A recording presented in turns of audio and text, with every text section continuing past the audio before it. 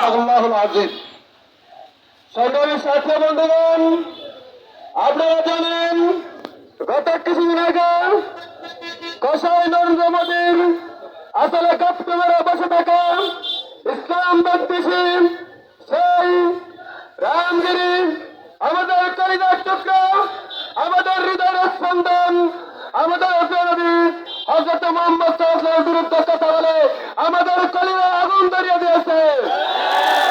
আমরা বলতে চাই, সেই আগুনের ভিতরে কসাই নরেন্দ্র মোদীর বিজেপির একজন সংসদ নেতা নীতিশ নারায়ণ সেটার ভিতরে গিড়ে দিয়ে সেই বক্তব্যকে সমর্থন করেছেন। আমরা বলতে চাই, আমরা এই সমর্থন মেনে নেব না। তার ধারাবাহিকতায় আজকে আমাদের এই বিক্ষোভ সমাবেশ। সম্মানিত উপস্থিতি, এ পর্যায়ে আপনাদের সম্মুখে আজকের এই বিক্ষোভ সমাবেশে বক্তব্য নিয়ে আসছেন আমাদের চট্টগ্রাম ডিগ্রি কলেজের সম্মানিত প্রভাষক হযরত মাওলানা ওলিউল্লাহ জিল্লু স্যার। হযরত মাওলানা ওলিউল্লাহ জিল্লু স্যার।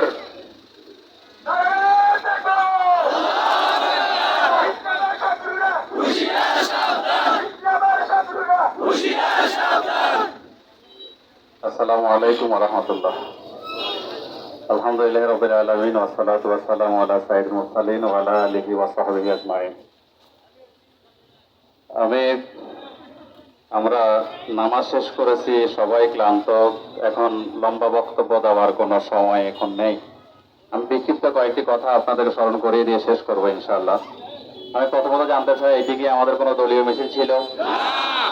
এই মিছিল ছিল আমাদের ইমানের মিছিল। আমাদের ইমানের দাবিতে একজন মুমিনের কোনোভাবেই সাইলেন্ট থাকতে পারে না।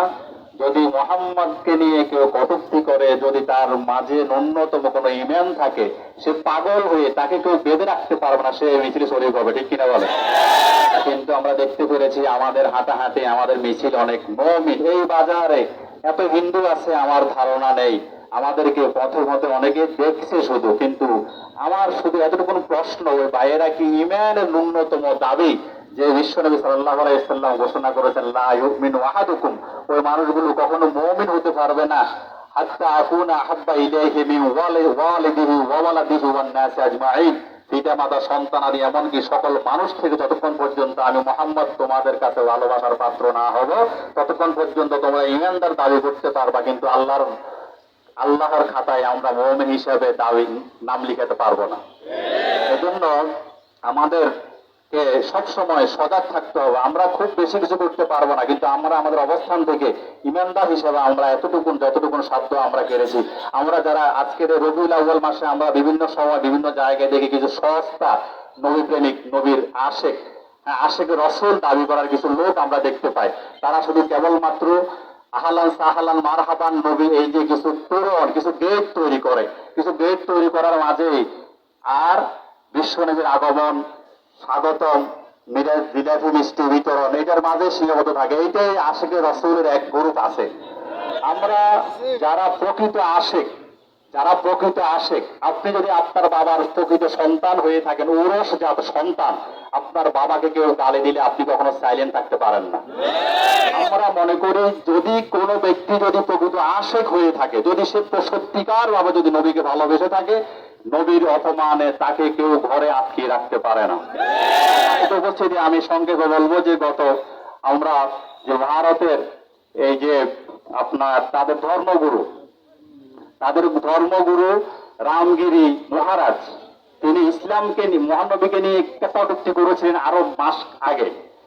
এরই মাঝে গত 24 তারিখে ভারতের যে গুজরাটের কসাই নামে খ্যাত নরেন্দ্র মোদীর দল বিজেপির একজন সংসদ সদস্য নিকেশ নারায়ণ রানে, সে একটা সেমিনারে মন্তব্য করেছিল, আমাদের ধর্মগুরুকে নিয়ে যদি মুসলমানরা কোনো কথা বলে, কটূক্তি করে, আমরা প্রয়োজনে মুসলমানদেরকে মসজিদে গিয়ে হামলা করব, মেরে ফেলব।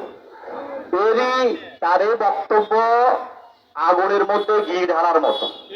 সম্মানিত উপস্থিতি, এই সারা পৃথিবীর 170 কোটি মুসলমানদের কানের কলিজার টুকরা বিশ্বনবী জনাব মুহাম্মদুর রাসূলুল্লাহ সাল্লাল্লাহু আলাইহি ওয়াসাল্লামকে নিয়ে কটূক্তি করে সারা বিশ্বের মুসলমানদের অন্তর আগুন জ্বালিয়ে দিয়েছে।